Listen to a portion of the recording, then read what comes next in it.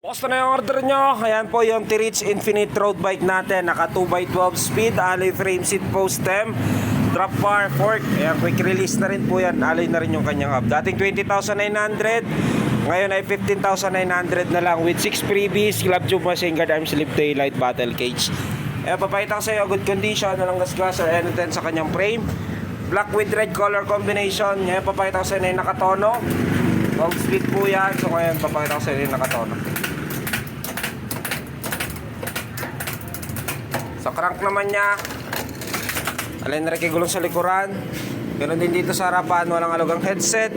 Ganoon din yung kanyang crank. Bali mga i-remove ko, seat post, pedal, drop bar ng gulong. Mamaya pa mag-update ako pag nabalot na.